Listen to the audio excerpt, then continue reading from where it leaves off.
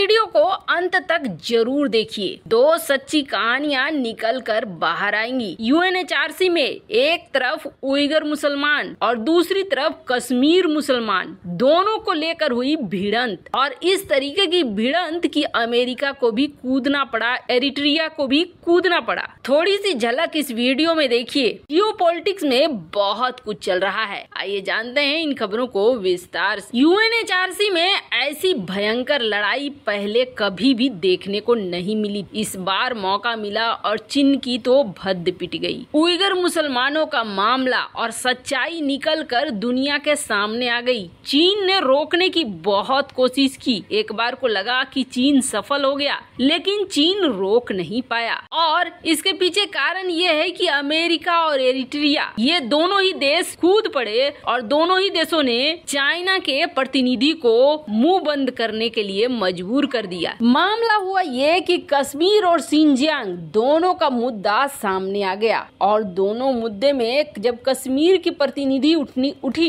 बोलने के लिए, ये एक्टिविस्ट थी जिनको दिया गया था मौका। सिंजियांग के भी एक्टिविस्ट को मौका दिया गया था और कश्मीर के भी, ताकि सच्चाई दुनिया के सामने निकल कर आए कि दोनों जगहों पर असल में चल क्या रहा है। दोनों जगहों को, जहां एक तरफ सिंजियांग को कहा जाता है कि सिंजियांग में मानव अधिकार का उल्लंघन होता है, तो वहीं कश्मीर मामले में पाकिस्तान प्रोपेगेंडा फैलाता है कि यहाँ भी मानव अधिकार का उल्लंघन होता है। दुनिया सुनने के लिए एकदम से बैठी हुई थी कि बताएं, सच निकल कर सामने आए। कश्मीर की प्रतिनिधि इन्होंने जब कहा तो ये सुनकर दुनिया चौंक गई कि पाकिस्तान कितना सारा झूठ फैलाता है। कश्मीर क्षेत्र से थी तस्लीमा अख्तर। इन्होंने कहा कि इस वक्त कश्मीर बहुत अच्छे से आगे बढ़ रहा है, बहुत अच्छा डेवलपमेंट है, शांति है और लोकतंत्र के साथ जुड़ा हुआ है। नई सरकार के अंदर जो कुछ भी हो रहा है वो बहुत ही सही तरीके से हो रहा है। इसने ये कहा कि बिजली, रोड, इन सारी चीजों के लिए काम शुरू हो गए हैं। पहले जो काम नहीं हुआ करता था, काफी सालों से बचा हुआ था, वो सारी चीजें हो रही हैं। अख्तर ने ये भी कहा कि यूएनएचआरसी में कश्मीरी महिलाओं को वो सारे अधिकार अब मिल रहे हैं जो भारत के अन्य राज्यों में मिलते हैं, केंद्र सरकार द्वारा जो निर्धारित किया गया है। इन्होंने ये भी कहा कि पहले आतंकवादियों रिक्रूटमेंट होती थी और अब ये रिक्रूटमेंट घटी है। लोगों को रोजगार मिल रहा है, काम मिल रहा है, लोग उस तरफ जा रहे हैं। पुलिस और मिलिट्री की कैजुअलिटी भी अब कम हो रही है। इन्होंने साफ कर दिया कि आर्टिकल 370, जिससे कश्मीर और चाइना दोनों ही बता रहे थे कि ये गलत है, वो दोनों ही सही है। भारत सरकार बिल्कुल सही दिशा में काम कर रही है और ये भारत के लिए एक बहुत बड़ी जीत है कि यूएनएचआरसी में साफ साफ इन्होंने इस बात को कहा। लेकिन चाइना के लिए ना बहुत बुरी स्थिति हो गई, और स्थिति ऐसी हो गई कि चाइना तो लड़ने लगा कि बंद करो।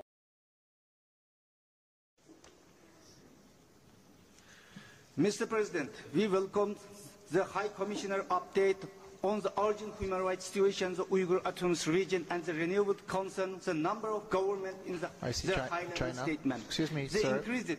Calls from UN Special Rapporteur. Sir, may I ask you to stop for a while? I see China. China, you have the floor. 主席先生，是，而是反华分裂暴恐组织人员，允许他在人权理事会从事分裂活动，严重违反联合国宪章宗旨和原则，违反人权理事会的议事规则。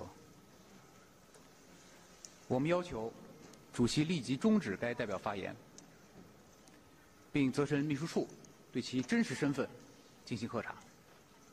谢谢主席先生。 NGOs in consultative status with the Economic and Social Council of the United Nations can accredit the persons of their choosing. Therefore, I give the floor back to the Speaker. You have the floor. Thank you, Mr. President. Thank you, Mr. President. The increased call from the UN Special Rapporteur and several reports on the crime against humanity and the genocide perpetrated against the Uyghur and the Muslim, including High Commissioner report, requires immediate and urgent attention of this Council. Last October, we saw the effect of the decision merely calling for debate on the human rights situation in the region. However, many member states have voted against and abstained. We deplore that this Council was unable to support this key decision, and we strongly condemn that country who blocked this proposal, particularly leading OIC state.